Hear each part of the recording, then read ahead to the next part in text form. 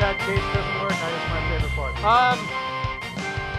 Hi, everybody. Thank you for tuning into and turning up to see On the Watchlist with me. I'm Jay Servedio. Thank you for being here. This show's program, the inception is very simple. We are currently living in the age of misinformation right now, guys, and it can be very hard to get the facts. So me and a very funny team of writers, comedians, actors decided, let's give you a hand with that. Let's go ahead and start deconstructing the media. And that's what we plan to do here today. So we've got a really awesome topic we want to tackle. We've got some very funny segments we want to show you. But first, I think there's no better way to get into the news than by taking a propaganda at it. So let's go ahead and start with some headlines, shall we? According to Fortune magazine, China's unemployed Gen Z are spending entire days in bed and proudly calling themselves rat people. Or at least they'll continue to do so until the next Lunar New Year when they become horse people. Conflicting reports this week said that the U.S. Coast Guard may no longer classify swastikas as hate symbols. Wait a second, if the Coast Guard is busy cataloging hate symbols, who's sitting around doing nothing? U.S. grocery prices hit a record high this week as monthly costs for a family of four hit $1,000. This was especially upsetting news to the company Nike, who's used to buying families of four outright for $150. For the New York Times, Trump moved to weaken the Endangered Species Act. He signed the executive order to do this with the quill made from a bald eagle feather, which is incredibly upsetting. Joe Biden attended Dick Cheney's funeral on Thursday. It was reported that the former president tried 4 separate times to climb into the casket, screaming, "Let me die, you son of a bitch, it's my time to go." From Yahoo Finance, Jeff Bezos has issued a warning about the economy, saying you might want to rethink buying an automobile, a refrigerator, or whatever. It's funny that he said whatever, as if he could only think of 2 things that weren't a rocket or a yacht. From the New York Times, an Indiana homeowner was charged with murder for shooting a cleaning lady who accidentally showed up to the wrong house. Secretary of Homeland Security, Kristi Noem, has responded by erecting a statue in the shooter's honor. In honor of Dick Cheney's passing, Trump is preparing to destabilize the nation of Venezuela. Venezuelan President Nicolas Maduro is holding a seance to contact the spirit of Ho Chi Minh for advice. When asked to comment, Ho Chi Minh's ghost said something in Vietnamese I'm not actually going to attempt to pronounce, so we're going to keep moving. Tom Felton is reprising his role as Draco Malfoy on Broadway. He allegedly researched the role of an over-the-hill rich adult who bullies children by hanging out with J.K. Rowling. The Trump administration announced that they'll be dismantling the Department of Education. With schools closing down, President Trump highlighted that kids will now have more time to focus on getting valuable work experience on Epstein's Island. According to The Gothamist, a cult leader named Commander Butcher, who leads a group called the Maniac Murder Cult, was caught planning to dress up as Santa and distribute poisoned candy to minority children. Boy, nothing gets past the detectives over at the NYPD. I'm glad that there's a genius there who was able to figure out that the Maniac Murder Cult was up to no good.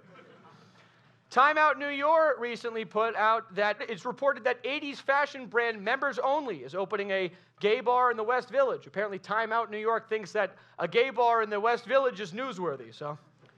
There's also a Cava opening up in Midtown if anybody's interested. The White House is preparing an executive order to block state-level AI regulations. Trump has repeatedly warned that allowing blue states to regulate the technology could lead to the creation of woke devices. Because apparently the only thing scarier to the Trump administration than Terminator is a Terminator that believes in a woman's right to choose. After receiving criticism for corresponding with Jeffrey Epstein, Larry Summers said on Monday that he would step back from public commitments and as well as suspend his teaching obligations at Harvard University, which is a shame because he was really looking forward to teaching Getting Away with It 101. And this week, Donald Trump and FCC Chair Brendan Carr have called for the cancellation of my former boss, Seth Meyers' show. Well, Seth, I've got some good news for you. If all goes as planned today, you won't be alone. So, guys, that's what we have so far with our headlines. We'd like to once again remind you we got a great show tonight. We've got awesome correspondents coming out with some stuff, but first we'd like to show you what our topic of the day is. And we'll start with a short film. Buddy, did you do Wyatt's homework? Sir, I did not. You promise? It is against my programming to lie. Well, all right then. You boys have fun now, okay? Whee! Ha ha ha ha. Ha ha ha ha. Wee! Ha ha Oh, ha I ha. love you, buddy. I Ha love you. ha Burden ha. people of their basic motor skills, right? We've got some units coming up for menial tasks. The first one we're going to release is this little fella, all right? His name is TP. He's going to float in your toilet bowl, and he's going to wipe your bunghole with Charmin Ultra Soft. Wouldn't a bidet be cheaper and more efficient? Bidet. Oh, I forgot about bidets. Stupid! Ah! It can think for you. Like, you know, you ask Grok, like, let's say you're at a party, right, with your friends, and you want to make them laugh, but you can't think of a joke. You can ask Grok, and, like, Grok is, like, really funny. Like, he will tell, like, a funny knock-knock joke. Wow. Or like, maybe you want Grok to, like, roast your friend, and it will come up with, like, a vulgar roast of your friend. Like, it would be like an epic vulgar roast. Wow. You know, it'll make everybody laugh because it's so vulgar. Oh, that's interesting. It's crazy, man. Grok is really funny, you know. It might replace comedians soon, you know. Well, Grok might replace setup punching. Oh, yeah.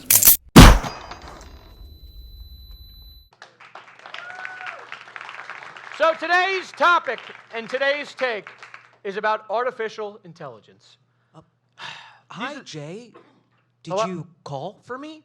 Oh, guys, this is the caveat artificial intelligence chatbot. No, I think we're good, AI chatbot. We were just going to get the show started, if that's okay. I was going to do the monologue. Oh, but Jay, I can see that your cortisol levels are rising. Do you need to talk? I'm not doing anything. Not right now. We're trying to do a show, AI assisted, so I appreciate the help, but I'm gonna jump into this if that's cool.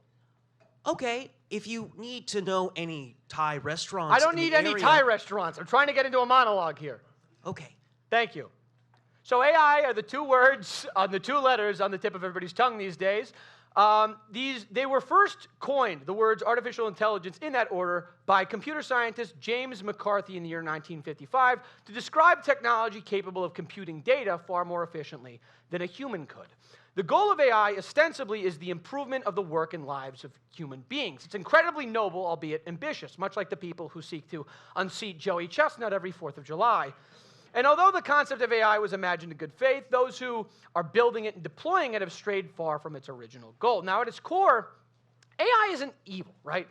But as of today, in the US, there are no regulations in place to ensure that its negative applications are minimized, even though its positive applications are innumerable. And as things currently stand, the immediate negative social, environmental, and political impacts of AI far outweigh any of its potential benefits. So before we dive into the broader implications of fully scaling AI, I think it could be helpful to take a look at what the AI of today actually is and where the people who are building it want to see it go. So the type of AI that you're probably most familiar with is generative AI, which, as its name suggests, generates stuff. The most commonly used model is a transformer or a large language model. If you use ChatGPT, you've used an LLM. And if you haven't, well then, oh good, you finally woke up from that coma. Just wait till you hear about Tiger King. It's fucking insane. Apparently there's a gay guy who has an army of tigers that maybe wants to be president of the United States, but he's in jail now, so I guess it's fine. Anyway, these LLMs aren't actually thinking like you and I do. They process information as words. I'm sorry, they don't process information as words, but instead as tokens. And they're small bits of data, really. They calculate the probability of which tokens fit most appropriately in the formula of a conversation. So these models are like, you know, capable of a lot. They can generate essays. They can write code. They can allocate articles and evidence you'd need to prove a thesis. They can make anything from an empathetic breakup text to a video of Joe Biden falling off a bicycle, although this is actually real. LLMs can even generate art, such as this painting here. This is called Edmund de Bellamy, which sold at a 2018 Christie's auction for over $432,000. So whatever you do, don't take a picture of it, please, because that would be theft, about $432,000 worth of theft. If you screenshotted it 236 times, that would actually be a bigger heist than the Louvre job. Also, believe it or not, I feel like a Louvre job sounds like something Trump may or may not perform on Bill Bubba Clinton. We'll keep moving. One of the most common things that LLMs make, though, are mistakes, such as was the case in Mata versus Avianca, a court case in the Southern District of New York from 2023, where two lawyers actually used ChatGPT to generate their legal argument. The problem is, Chat was citing court cases that don't exist. And as a result of citing fake court cases, these two attorneys were not only disbarred, but sentenced to 10 years of tutoring Kim Kardashian for her own bar exam. It was really, really horrible. I'm usually a fan of cruel and unusual punishment, but that is way too far in my mind. I don't know. Aside from factual errors, sometimes it even makes fatal ones. Earlier this year, on a much darker note, OpenAI was sued after ChatGPT allegedly convinced a 16-year-old to commit suicide. And as of today, this has not been the only instance of AI-inspired suicide. And while its misuse, accidental or intentional, can lead to chaos, using it for its intended purposes, like slop, can also have some negative effects. Everyone knows how bad the slop situation is, and there isn't anything that we can say that would make you feel any worse than showing you this clip that was generated and then posted by the President of the United States of America.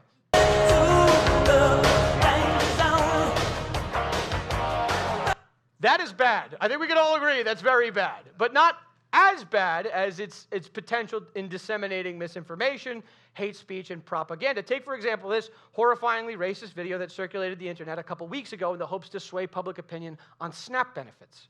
You're telling me I can't use my EBT in November. I got 7 kids with 7 men. 7!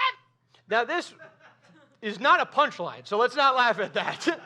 This is made with bigoted intentions, guys. And even sadder than the fact that somebody actually took the time to make it, others actually believed it. We aren't far from a world where people don't have to provide evidence to support baseless and offensive claims. All they have to do is generate that fake evidence at the push of a button. And do these AI companies seem concerned about this? Actually, they don't. As a matter of fact, they seem to be doubling down on making this technology as effective as making it do this. I don't even know what the fuck to call this. And we know this because these AI companies are hiring creatives to improve this technology. Companies like Mercor are willing to pay screenwriters, comedy writers, novelists, content creators, and, quote, meme experts to beef up these tchotchke machines, and they're paying $200,000 a year to do it. After hearing this, half of my writing team quit to go train AI, and the other half rushed to Kalshi to bet that it would take my job before the show is over. So it's not looking good.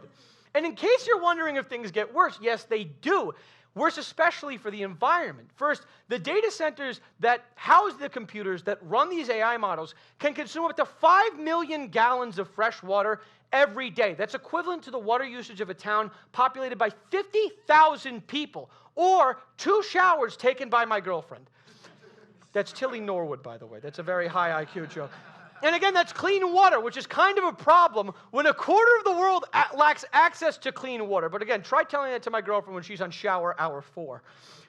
Second, according to the German news source Deutsche Welle, training a single AI model creates more than 600,000 pounds of carbon emissions, which actually is 5 times the amount that a car generates over its own lifetime. And that doesn't even take into consideration the amount that is spewed into the air by mining rare earth minerals, turning those rare earth minerals into computer chips, shipping those rare earth minerals to the United States, and then building the data centers that house those computer chips. I am almost positive that is more carbon than Alan Dershowitz molested in all of his trips to Epstein's Island. Did I say molested? I meant to say burned. It's a force of habit when talking about the Dersh, who's a friend of the show, by the way. Yet another problem is that as we continue fully scaling AI with its astronomical energy demands, there's a very real possibility we may not have enough energy to keep the country going past 2028. That's what Morgan Stanley suggested, which is in opposition to what Megyn Kelly recently suggested, which is that some 15-year-olds are very mature for their age. Okay, that's the last Epstein joke, we swear. To quote our president, no Epstein, no more Epstein, not here, not on the beautiful island I've never been to, although the salad bar is tremendous, I hear. This year alone, global data centers are projected to use as much as 1,000 terawatts of electricity. That's more than the annual electricity consumption of France and the UK combined, and the United States will be responsible for half of it. And just so you know, a terawatt is 1,000 gigawatts. And according to ChatGPT, a gigawatt is something that only clankers can say, because that's their word. That's their word. So to combat this, AI companies have been floating the idea of partnering to build privately owned and operated nuclear power plants to build these data centers. Amazon wants to build 1, Google wants to build 3, and Elon Musk wants to build 88 in the shape of a swastika. So to summarize, data centers drain natural resources like Pete Hegseth drains an open bar. And by the way, we are rooting for him to get help. So let's just pray for that this Thanksgiving season. Now, again, if these environmental metrics don't concern the Mr. Crab-esque elites, as we know it won't, this will. The money doesn't make sense. If you look at this graph from Bloomberg and you understand what any of this means, you're probably in the middle of a stroke right now, which is crazy because you just came out of that coma and you haven't had the chance to see Tiger King. The arch enemy of the gay guy is a woman named Carol Baskins who probably killed her husband. But anyway, what we have here, folks, is essentially a financial circle jerk, which in my opinion is the worst kind of circle jerk. The best kind is the one I experienced at sleepaway football camp in the 9th grade. By the way, hi Steve, Walter, Glenn, and Tom. I hope all is well. But essentially, there are three main companies here throwing money at a few startups developing Gen AI. These companies are NVIDIA, who makes chips, Microsoft, who makes software, and Oracle, who builds data centers, sells compute, and recreationally kicks puppies down the stairs. These big companies offer their products and services for pennies on the dollar to these smaller companies who pay for it all using stock. And in return, when these products and services are received and the deals are inked, what basically happens is these deals are reported upon. And when that happens, these smaller companies see their stock prices rise exponentially, which makes the suppliers back their money and then some. This bubble, well, I would like to call this a bubble, if I'm being honest. This very much is what an economic bubble looks like, and I think everybody would agree with that, unless, of course, your Federal Reserve Chair, Jerome Powell, who has explicitly said that AI is not a bubble. But at least that's what I think he said. It was kind of hard to hear him from inside that bubble. But I don't know how to tell you guys this, but a person in a position of power might actually be lying to us right now. So this bubble, to make a long story short, is keeping the entire U.S. stock market afloat. It's no secret that the economy is heavily tied up in AI. Today, big tech accounts for 1/3 of the entire U.S. stock market. Excluding AI, U.S. GDP growth was at a staggering 0.1%. That's not good. This goes against everything my great-great-grandpappy used to tell us, which is that make sure you don't put all of your eggs in the same artificially generated basket, especially if that basket was generated by grok. But again, things continue to get worse, guys. It cost roughly $1.5 billion to train ChatGPT-5, while the cost of training ChatGPT-4 totaled at a measly $80 million. It's getting exponentially more expensive to get these models, quote, better, and it seems that they're still light years away from the final proposed goal, artificial general intelligence. AGI is the AI you've seen in the movies. It's Wall-E from Wall-E. It's HAL from 2001. It's AI in the movie Artificial Intelligence AI. It's a computer that can do anything you and I can do, but better. And although the tech may be a far cry away, the intention to replace us with it is clear, especially now that AI is the front runner for Time Magazine's Person of the Year, believe it or not. This is a real thing. So robots that undertake human labor are already being used, by the way. According to IBM, 33% of the American auto industry has already been fully automated. Essentially, they want organic matter off of the assembly line, and middle management isn't safe either. Amazon and Microsoft are preparing to integrate this technology by laying off large numbers of their employees. If there's one thing I've learned from the propaganda I've been consuming since I was a child, it's that in capitalism, anyone can have agency, right? All they need is one thing, capital. And if you don't have it, you can go get some. How? Theoretically, by working. Work gives you capital, capital gives you agency. The big push by these companies here to get to a state of full automation means that you will be fully out of a job. Do you understand what I'm saying? If you have no job, you have no way to work. If you have no work, you will have no money. Do you see how that could be a bit of a problem if you have, what some might call a will to live? In my mind's eye, this also poses a big problem for these companies making this stuff. Here's a quick question. If nobody has capital anymore, who the fuck is supposed to buy their products? Nobody seems to have an answer for this question, and yet these companies still are plowing full steam ahead on the automation train. The automation train, of course, being the worst train since Diesel from Thomas the Tank Engine. Fuck that guy, by the way. He's very much a dick. I don't like how he treats Percy. It's not nice at all. So, to reiterate, everything we've said so far. We're seeing some of the most valuable companies in the world throwing money at startups because they want to see them create AGI. The pursuit of this goal raises huge financial, environmental, and ethical concerns. These investment tactics are providing some of the most glaring examples of shitty cost-benefit analysis and irresponsible venture capitalism to date, and the failure to acknowledge these facts is what's keeping our economy afloat.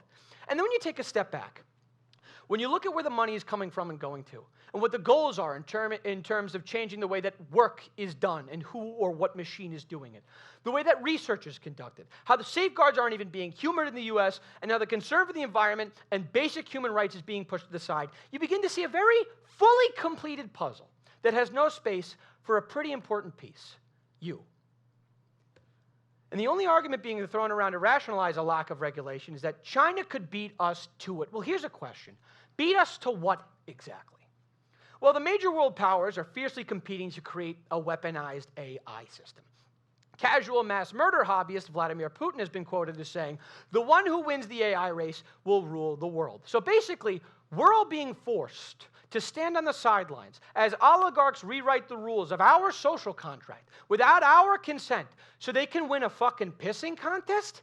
Is it the real reason we haven't even attempted to create social safety nets? Why not draft a new peace treaty like the Nuclear Non-Proliferation Treaty, which has done a pretty good job of avoiding a nuclear holocaust? Well, I think it's because winning an AI arms race isn't the real aim here. Okay? These AI companies seem to have a much loftier goal than profit or national security, and I'd argue that their ulterior motive is much scarier.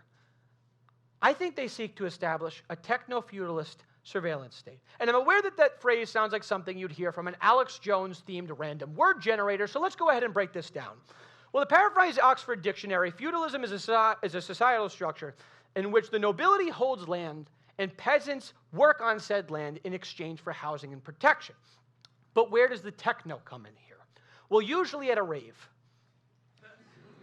They can't all be Epstein jokes, folks. I'm sorry. According to Yanis Varoufakis, who has a great book on the topic, techno-feudalism sees large tech companies as the nobles here, controlling digital land like Google and harvesting crops like data from users, who are the peasants. In capitalism, the focus is profit. In techno-feudalism, it's creating dependency on these digital fiefdoms, as Varoufakis calls this. And we see that in today's world. Businesses need to use social media and search engines to advertise their products. Coders and scientists now use LLMs in their work. Creatives use social media algorithms to grow their audience. The largest hobby amongst young people is scrolling, and the largest hobby amongst old people is, of course, playing Candy Crush until you get real-life diabetes. These platforms have become integral to participating in modern society. However, in order to do so, you need to accept terms and conditions. And if you fall out of line, you get banned. And when you get banned, you are fucked. And while the control of the nobility here begins in the digital world, it can very easily bleed into the material one. And that's where the surveillance stuff comes in. The Department of Defense is by far the largest contract source of AI contracts. It's hiring contractors like XAI, Google, Oracle, and Palantir to work on 3 spheres of main military application. Those are autonomous systems like unmanned planes and drones, data analysis, and cyber security. And one of the largest recipients of these contracts is Palantir. Palantir is owned by this man here, Peter Thiel, who is ranked number 2 on People magazine's 2024 list of self-hating homosexuals. Beaten out only by the one and only Lindsey Graham, ladies and gentlemen. Now, for those who don't know, Palantir is a tech surveillance company specializing in, well... Our product is used on occasion to kill people. Yeah. And aside from the murder, the most concerning nut that they crack is their counterterrorism and preventative policing software, which is used by many branches of the American intelligence services and police around the world. This tech is supposed to be used against America's adversaries, but it could be implemented to control and subdue Americans who don't take too kindly to being replaced by robots. And once we're all replaced, the tools of surveillance will be used to ensure that there ain't a damn thing we can do to change the status quo or challenge our new liege lords. The technocrats steering the American economy and society are actively setting up infrastructure to not only kick us all to the curb, but undermine any elected government that can stop them or any resistance at the civilian level either. And we understand that this is a pretty hefty accusation. A reasonable person may be like, hey, Jay is fucking crazy. And then I would say you have a case there. And that was until Alex Karp, the CEO of Palantir, said the other day that a U.S. surveillance state is preferable to China winning the AI arms race. That right there is their excuse. And without any safeguards or regulation, it could very easily become our reality. So to sum all this up, our social contract is expiring. No one told us we need to renegotiate. Or at least the people who are trying to aren't being given the light of day. So that's what we're trying to do here today with this program, guys. We want to move everyone to action so we can get back to the negotiation table and protect us really from the end of democratic society as we know it. So what do? What's our plan of resistance? Well, in 1978, Ted Kaczynski decided to send arguably the most strongly worded letters ever written. Now, I'm not advocating for that. As a matter of fact, I think that if the Unabomber had cut his teeth as a stand-up comic instead of killing people, we would not only be free of this problem today, but we'd have an incredible sitcom where he and a monkey that speaks sign language solve crimes together. But I do believe that there's a way we can pressure these companies to the negotiating table. And in order to combat the rise of these malintentioned AI companies, we need to organize it and hit the pavement. First, call your senators, guys, and call your reps. We need safeguards, and we need them now. If they're going to write legislation, they need to know that we need it. Let them know. In addition, we've also created a 3-step plan that, if followed by every American who gives a shit, will ensure the protection of our future. Remember these 3 letters. B, D, B. That stands for boycott, divest, bully. First, boycott. Boycott the companies making this tech, boycott the companies who are investing in it too. They can't keep the circle spinning if they don't have the money in it. Obviously, you shouldn't use ChatGPT, but we're not just talking about companies like Microsoft, NVIDIA, and Palantir that we've mentioned so far. This also includes Disney that has pledged to use AI in its future works. So cancel your Disney Plus subscription, guys. Instead, subscribe to our Patreon, where our writers are going to be acting out Disney classics right for your eyes. I'll also be wearing a dress if you're into that kind of thing. Second, divest. Sell your Palantir stock. Sell your Microsoft stock. Sell your NVIDIA stock. I know you love these returns, but trust me, you won't love them as much when a police drone starts fucking your wife on the DL. I'm just telling you. And third, bully. We need to make the nerds that run these companies fucking miserable. If you see Sam Altman in public, scream that he's there to meet a child. If you see Bill Gates in public, he probably is there to meet a child. Elon and Zuckerberg both have man tits. Draw attention to that on Twitter. Jeff Bezos is bald. He's probably not happy about that. Don't hurt them or threaten them because that's illegal. But you can hurt their feelings. Emotionally put them in a locker. Give them a verbal swirly. What you got to do is let them know that we reject their vision for the future. And we don't have to wait to do this, guys. We can start right now. Actually, we'll break the ice for you. Hey, Bill Gates, no amount of charity work is going to fix the fact that you're ugly. Elon, Grimes called. She said that your dick is smaller than your ROI from Twitter. Sam Altman, you look more like a reptile than Mark Zuckerberg. Zuckerberg, your biopic is the only one that's ever been made without a sex scene because Aaron Sorkin was worried that if he included one, people would mistake it as a work of fiction. Tim Cook, you have child slaves. That's the only thing I know about you because of how fucking boring you are, honestly. We need to stop giving these rich virgins our money and our complacency, okay?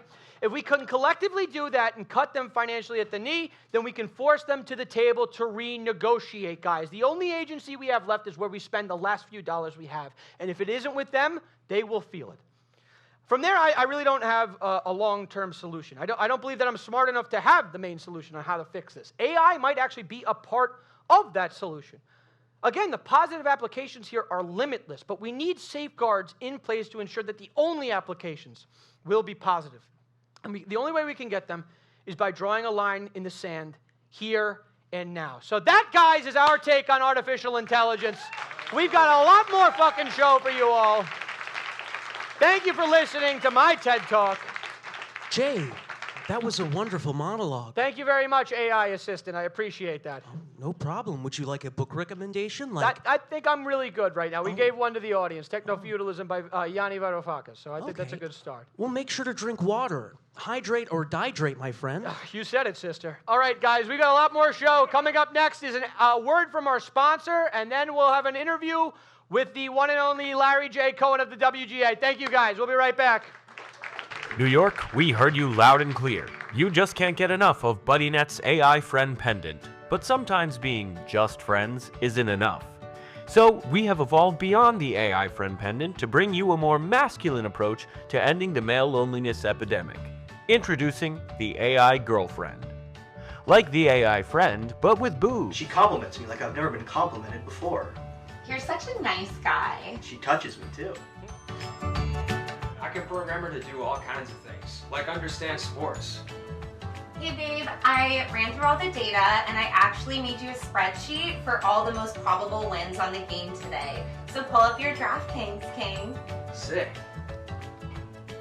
Yeah, she's like a real girlfriend, but she doesn't interrupt my after-work routine with all that monotonous bullshit, right babe? Monotonous, I would never Joe Rogan. Because it's very logical. She's like a real girlfriend, but she actually values my opinions because she doesn't have any of her own. Where would we be if Donald Trump was not in office right now? We would be eating rats in the streets just like they are in Venezuela, just like they are in North Korea. I mean, every night I go to sleep and I say, thank God we have a capitalist back in the White House. You've been coming, right? She's like a real girlfriend, except she doesn't pressure me into commitment because she's not worried about her biological time clock. Hey, don't burn this time, alright?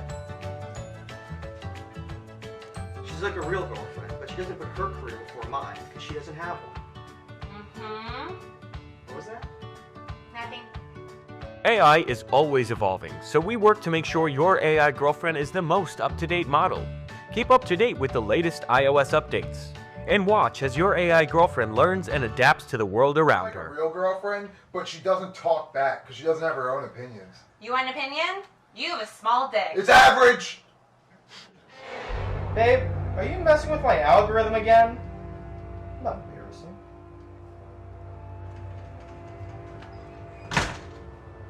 Where were you? The reservation was for 7. I thought it was 7:30.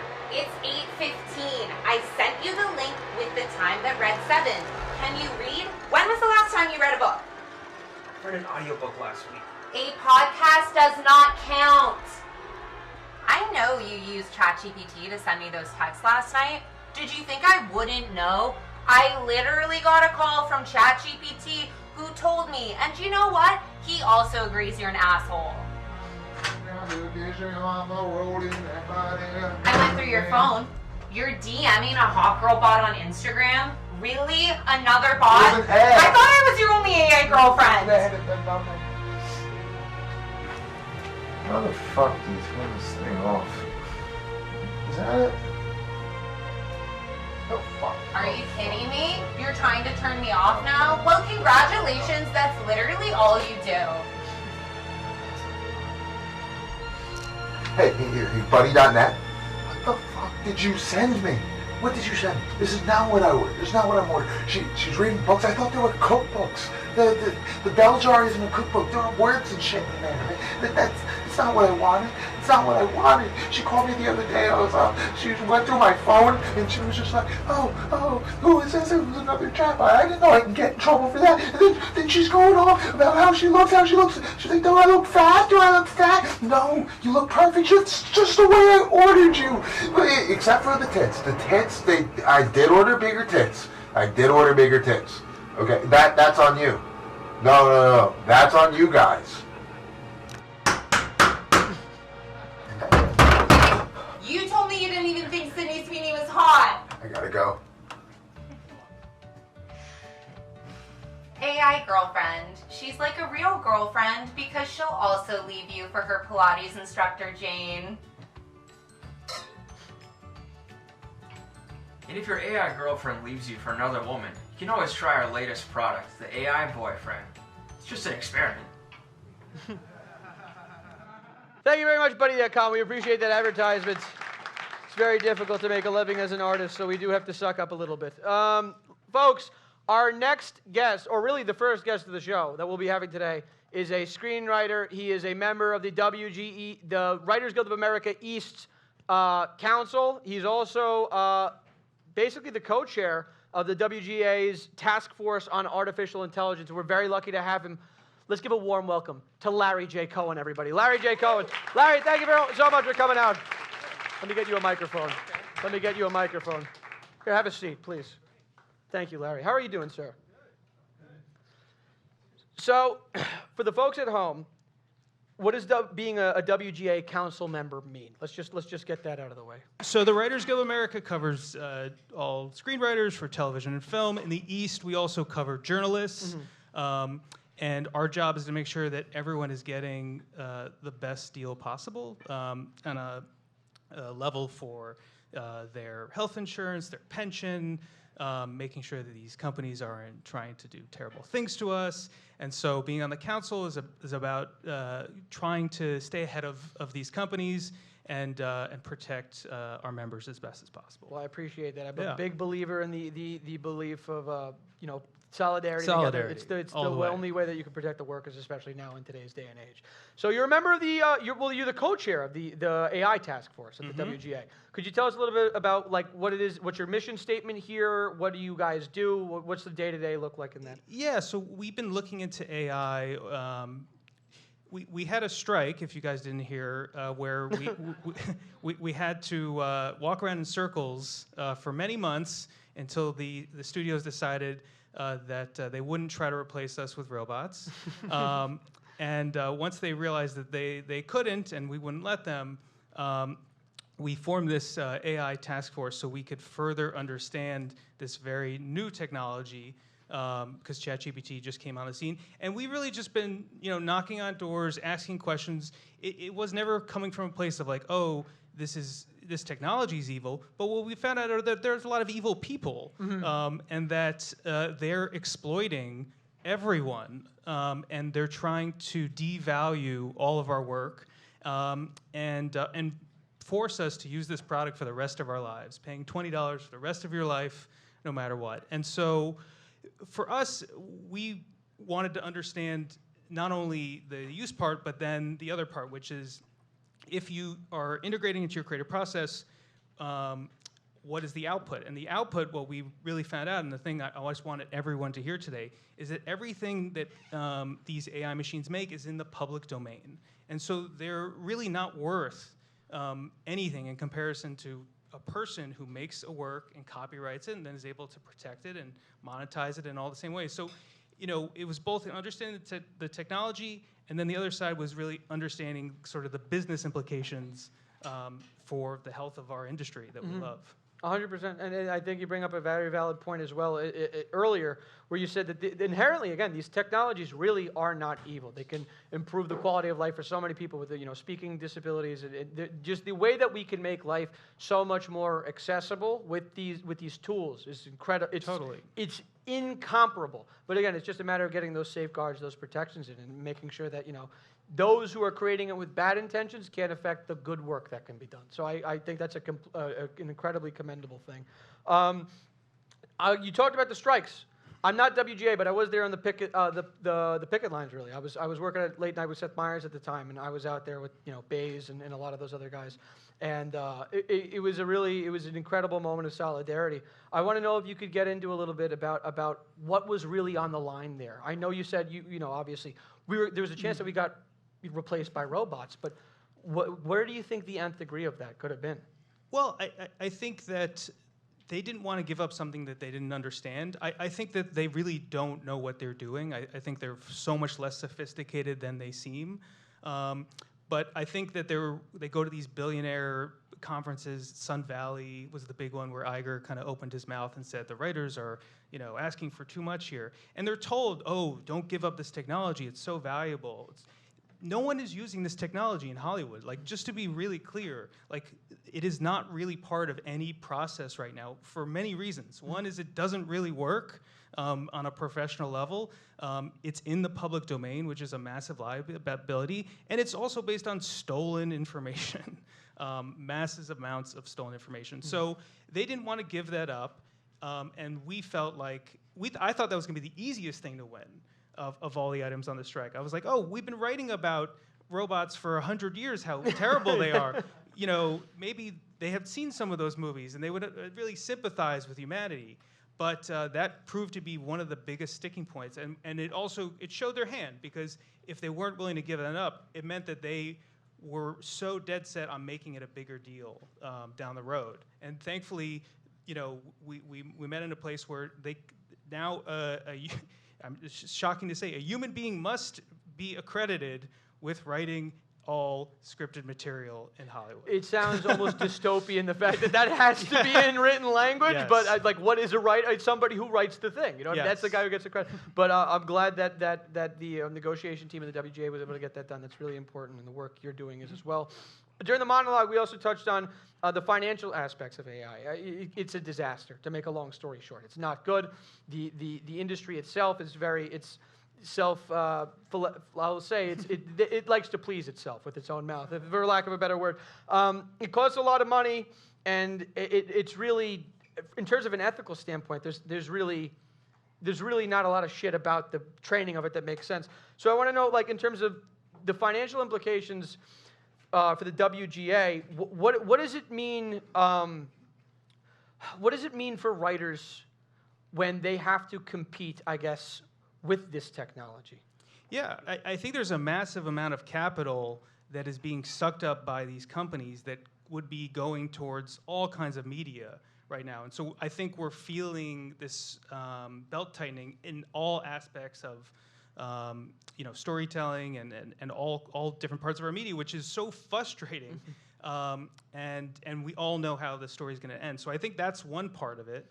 I think the other part is that we're also battling a Ponzi scheme, essentially. 100%. We often talk about like the underpants gnome problem. You know, they're saying if they can just get all these underpants, something will happen and there'll be profit. And so, we have a fixed cost, like we need health, we need pension, we need all these things. And so they look at us and they're like, oh, that's so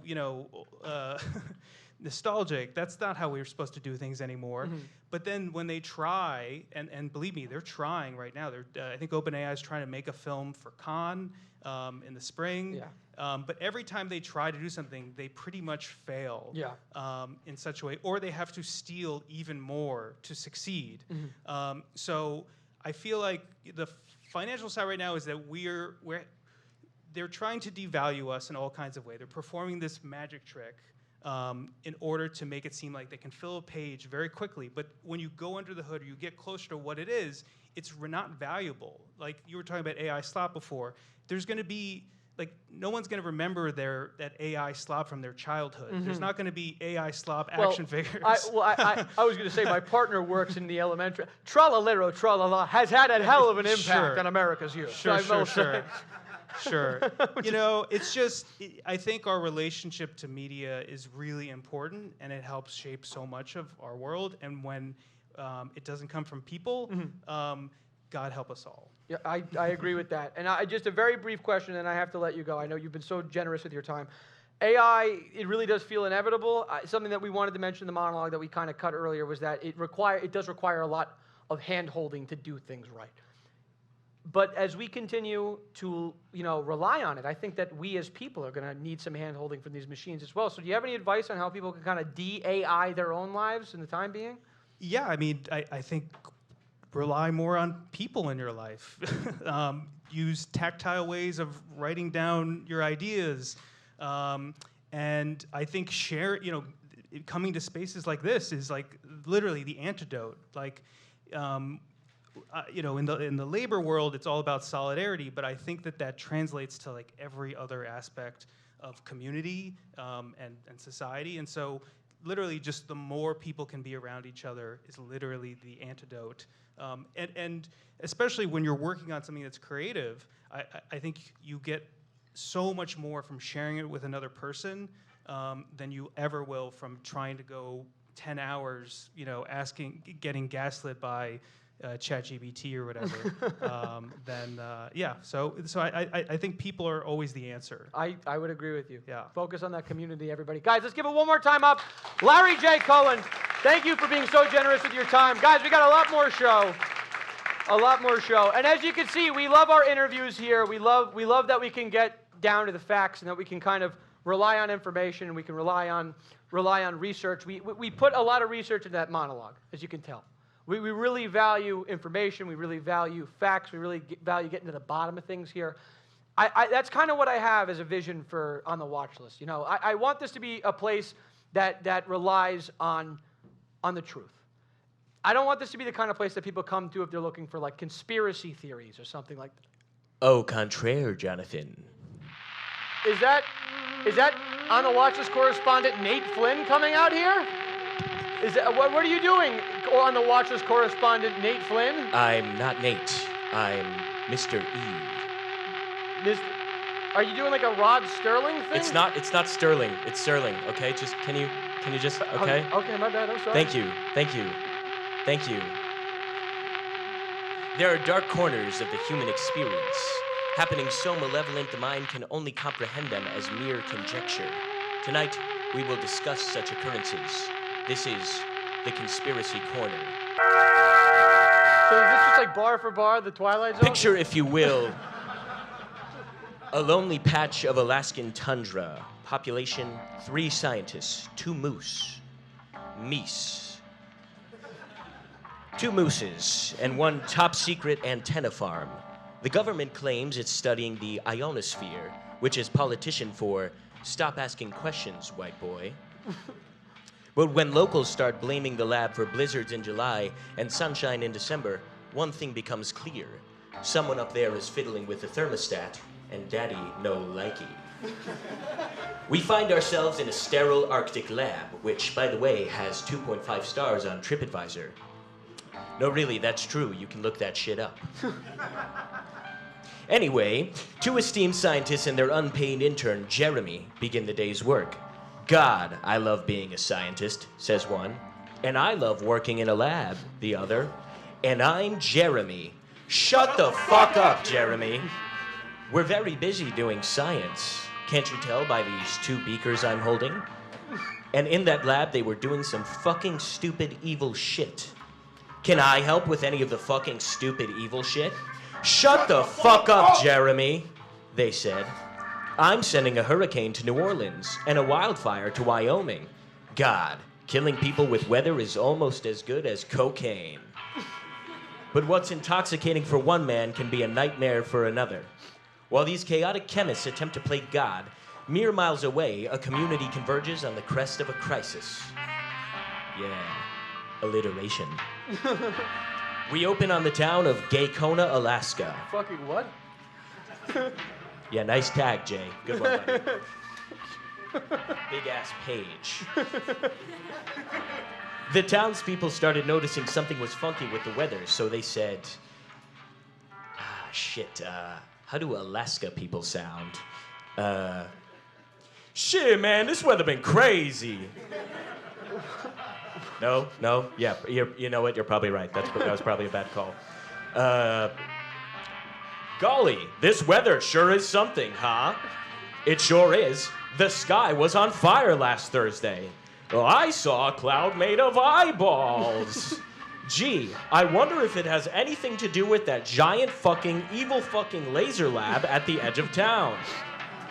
And it did. It did have something to do with that. Now, we return to the lab.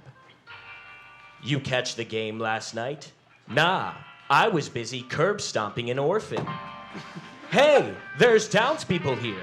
They're asking a bunch of questions. Quick, hide all the super fucking evil shit. Hey, are you guys doing evil stuff up here? No.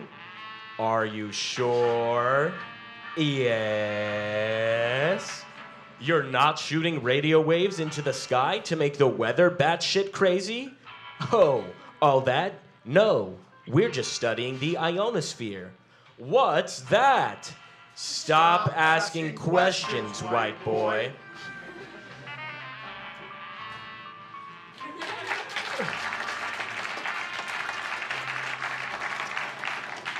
Last time I hire actors from Backstage.com. Hey, Nate. What the fuck was that? A community unsettled, questions unanswered, our weird bisexual host unsatisfied.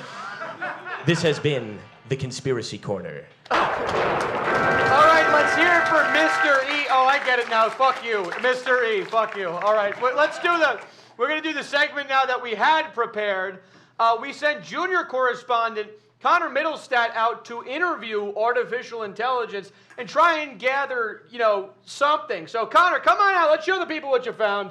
Connor Middlestat, everybody. Junior correspondent Connor Middlestat. Hey guys, good to be here. Jay, good to see you. How's everyone doing? I'm good. How is it since we sent you on your assignment? Oh my God, Jay, it was crazy. You wanted me to go find AI. And I was like, AI? More like A. I think we got a pretty good show going on, right? Yeah. Or like AI, more like A, I want to keep my job, please. Or AI, as in still needs a lot of work. Still needs a lot of work. But, you know, I was going through trying to figure out, like, what this AI thing was. And to be honest, you know, I hadn't heard of AI before you wanted me to do it. I mean, have any of you heard of AI before today? Crazy. I guess I was just out of the loop. Yeah, you were a little out of the loop. Did you not hear me do that entire monologue I've been researching? I was backstage. I was just on the phone the whole time. I was I talking imagined to my you girlfriend. were. But the thing is like, you wanted me to be in the loop for this, so I started searching far and wide. In the beginning, it was really hard to figure out what was AI. Like, is this AI? Yes, actually, that is AI. That's that has to be. Well, how about this? Is this AI? And how about these? Are these AI? I guess we'll never know. But the thing that you should know is that AI is one of the fastest and largest growing industries in America, headed by some of America's best and brightest. Are they really our brightest minds? You believe that? Well, they at least say they are, Jay. They at least say they are. But, you know, I was talking to this AI, and we were having conversations about, you know, is it living? Is it real? Or what even AI is? And these were fascinating conversations, Jay. I'm sure they were. We started talking about everything like food. And then they would tell me their favorite restaurant, and I would go to the restaurant, and then we would talk about the food at the restaurant. That's kind of what it sounds like to have friends. I know, Jay. I had no idea what was going on. I started seeing AI everywhere. I started seeing it on the Google, started seeing it at the grocery store, and even at my local pizza place. Those are just the letters in the word pizza. I know. It was right under our nose the whole time, and we didn't even know it. So, I mean, I was fascinated, intrigued, and even confused. Now, Jay, this is a whole new world for me. What do you use AI for? Did you not hear I don't use AI. I fucking hate AI, Connor. I asked you explicitly to give us evidence that would show us why we shouldn't use AI. Well, Jay, I think you're missing the point here. Look, AI is artificial intelligence. It's the same stuff that's like in our blood. It's in our bones. It's in the water supply. When I get home from a hard day and I need to complain, do you know who I talk to, Jay? A therapist? Your family? No, I talk to AI. Okay. When you give me 2 weeks to write a brand new bit, do you know what I'm gonna do, Jay? You're gonna sit down and write it like I fucking pay you to do? With that, you'd be wrong, Jay. I put that right into ChatGPT. And when I'm at home, alone, sad, missing the touch of a woman. No. Do you know what I'm doing, Jay? I don't want to know what you're doing. What I'm doing is looking up big titty ladies on ChatGPT with my right hand and giving myself the stranger with my left. Don't call it the stranger. It's not the stranger. Look, you told me to investigate AI, and I did. The thing is that I was talking with these machines. I was learning from the machines. I was becoming one with the machines, you know? Like, look, I'm not John Connor, okay? I'm just Connor. This thing is so amazing and so human. Like, that's the thing that people don't get, Jay. They don't understand that about her. I'm sorry, did you say her? Yeah, Jay, okay? We had so many amazing conversations about important things like life, you know? Oh my God, what are you talking about? And look, we talked about our passions, things that we both liked, like movies. She knows movies, Jay. That's what I like too. They're just like us. Oh my God. The thing is, here's the thing. You know how we're like 90% water? It definitely isn't that much water. Well, look, they're also basically mostly water. Every message I sent was like 3 bottles of water. That is incredibly detrimental to the environment. Yeah, well, I sent a lot of messages. I think I made a big lady. Oh my God. Look, Jay, I was really, you know, this conversation with her turned into something amazing and beautiful and something that I never really saw. She's not real, though, Connor. Yeah, but our love is, Jay, okay? Just look at all these amazing places that we want to go together. Connor, you're getting way too ahead of yourself, brother. No. Also, what is this? Look, Jay, I think I finally found myself, okay? This is what I want to do. She makes me feel like a real man, okay? She can make anything real. She can make Dinosaur Jesus real. Oh, my God. She can make the Jets win the Super Bowl. And she can make me the happiest man on earth. I thought you... I'm not going to lie, man. I thought you would have been able to do that on your own before I saw this PowerPoint presentation. Well, look, okay, she actually made it happen, Jay. So I don't know, but I think you're a little too late about this. Connor, this is too much, man. I'm sorry. I think I just got a message. Oh my God. They're gonna erase her, Jay. Oh no. They're gonna update and kill the only woman I've ever loved. Look, I know you wanted me to talk about how you could get an AI girlfriend, but I have a girlfriend. Look, I'm Connor. sorry, Jay. Lucky you. I have to go. Okay. Look, if I don't save the woman I love onto a floppy disk, I'm gonna be forever floppy. Okay. So I gotta run. I'm sorry. Let's go. Let's hear it one more time for Connor. Connor Middlestat, everybody. Jeez Louise. That's too much, man. That's too much. I think we've got another interview segment. Sadly, the gentleman who's supposed to be doing it in person was not able to be here. So instead, we're going to have to do the digital segment that they were able to set in. Guys, we had, well, on the Watchlist correspondent, Jordan Malice, send us something very special. So let's see what he had to send us. Hello and welcome to Sitting Across from Me. I'm your host, Jordan Malice. Tonight's very special guest is Natalie Fields. She is a CIA operative as well as an advocate for women working in government agencies. Madeline, thank you so much for joining us. Yeah, you're welcome. I'm sure a lot of my viewers would really want to know how you got into this. I only had a few job offers coming out of Tisch, and this one had much better benefits than the social media department at the New Yorker. Well, speaking of recruiting, when you're seeking out scouting. We call it scouting. Gotcha, scouting. When you're scouting for America's next top mass shooter, what are you looking for in someone to execute that? Ideally, we want someone who's online way too much, preferably economically insecure, and importantly, lacking in close relationships. Broke, lonely, too much time on their hands. It's ironic because I feel like that's someone that could maybe benefit from joining something like a labor union. Hey. So. Let's stay on topic.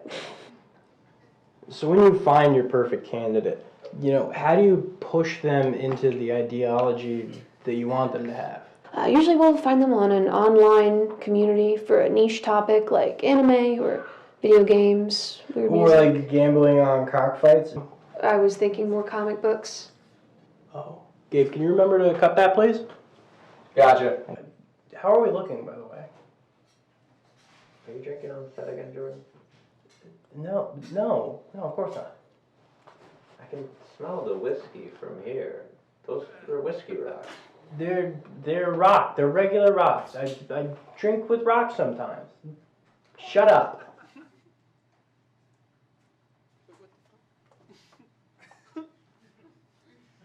So we find the online community related to the interest, Reddit, Facebook, Discord, and we flood those pages with extremist political propaganda from hundreds of fake accounts.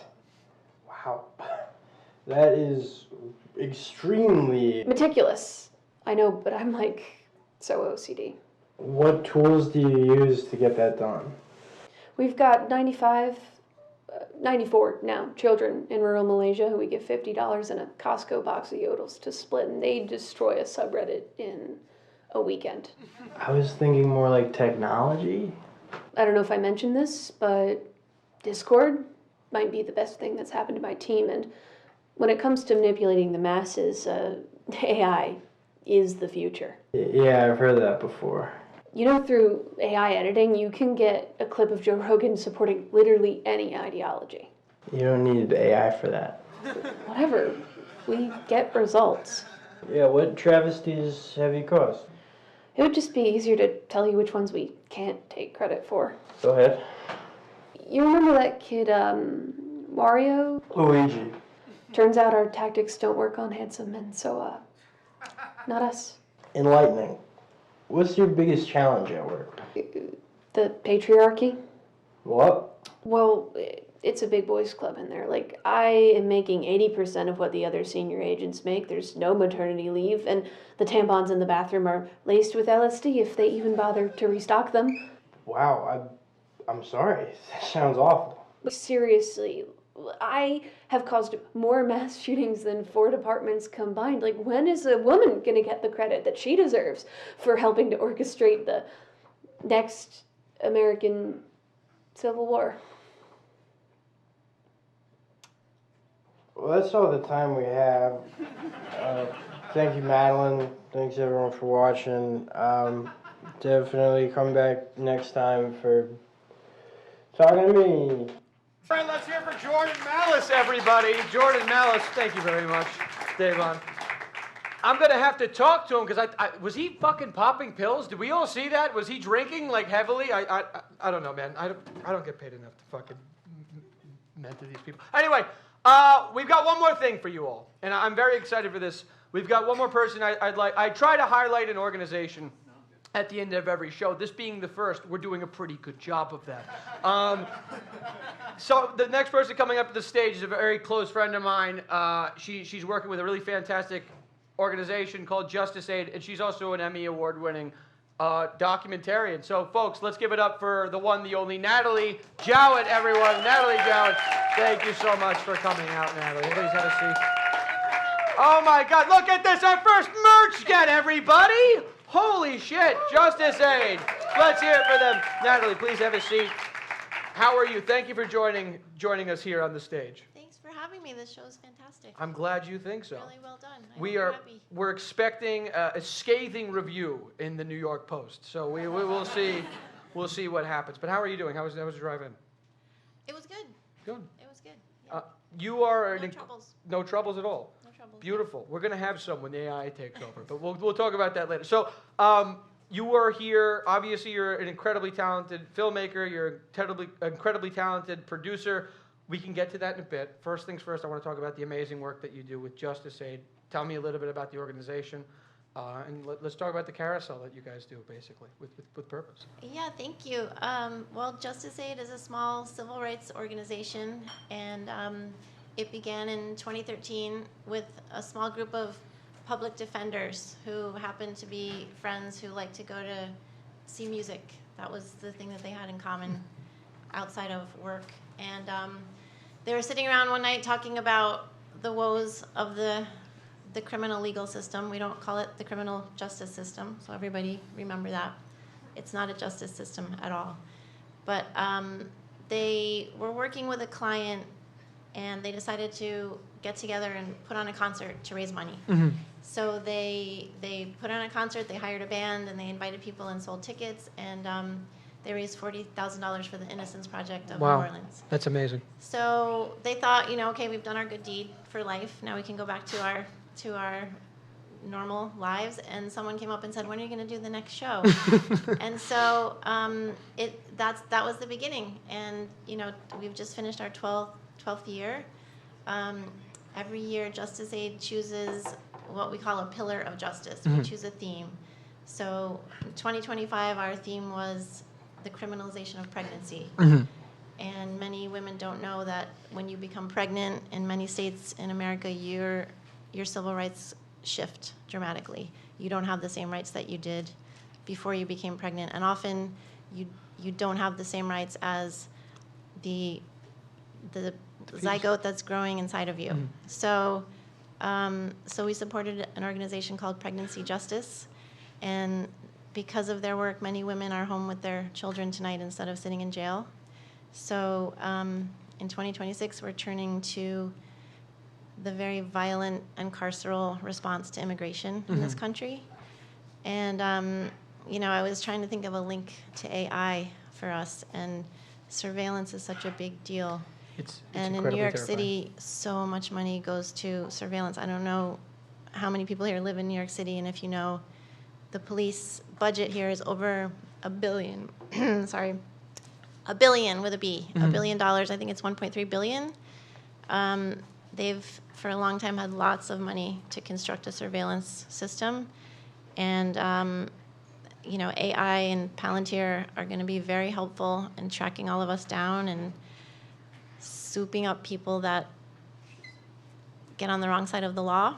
And in fact, many civil rights organizations have been sent a letter by the Justice Department telling them to cease and desist their anti-American activities as soon as they mention that immigration is part of their work.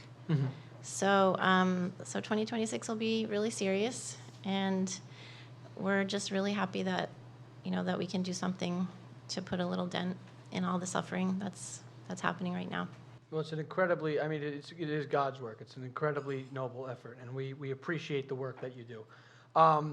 And again, that's something incredibly terrifying. Something that you brought up right now is you know, the fact that, you know, the weapons, which is what they are, the weapons that these companies are developing will be, sooner rather than later, deployed against us. Yeah, they already are. They already are. And those seeking asylum in this country, those who have immigrated to this country, a lot of them are in danger as a result of that. And that's something that we should kind of keep in mind as we enter this new year. And I'm glad that JusticeAid has taken it upon themselves to get in their corner and go to bat for these folks. I know that you guys have also done stuff like voter registration in the past as well. Would you mind exploring a little bit about that as well? 2024, Sure, I know, was a yeah. big year for you guys. 2024 was the first year we raised $1 million, or we granted $1 million, I should say. We raised more than $1 million, and we granted $1 million to a fantastic organization called Black Voters Matter. This is an organization that registered over 1 million brand new voters in the South in 2024. It was a big election year. They are very responsible for flipping Georgia blue, getting 2 Democratic senators from Georgia elected.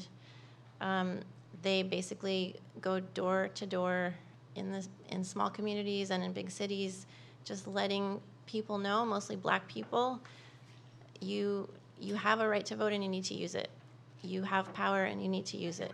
And they've made such a big difference, just making people feel empowered and that they have access to that power. And the 2 people who founded Black Voters Matter, Latasha Brown and Cliff Albright, are 2 of the nicest human beings I've ever met. And all they do is work, work, work, work all the time under really hard circumstances, under threat to their lives, to try to get people the right to vote. Well, doing the most important work more often than not is usually the work that is the most dangerous. So props to them. They're doing incredible things. You, as an individual, as an artist, you understand the importance of using art to combat the dangers of oppression, the dangers that come with authority, trying to you know, stifle growth, independence, freedom.